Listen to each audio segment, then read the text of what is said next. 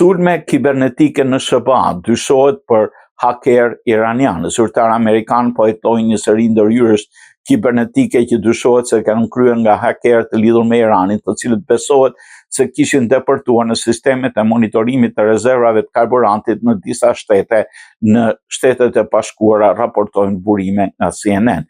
Sipas hetimeve paraprake, sulmuesit kanë shfrytzuar sistemet automatike të matjes së rezervuarve ATG, të cilat në disa raste kanë qenë të ekspozuara në internet dhe të pambrojtura me fjalë kalime të forta.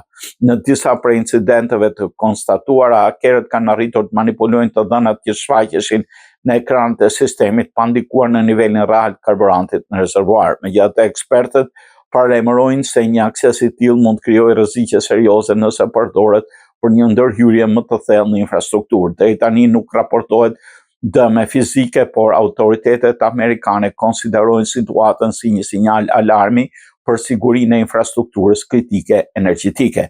Burimet të njohura me hetimin theksojnë se identifikimi i përgjegjësisë mbetet i vështirë.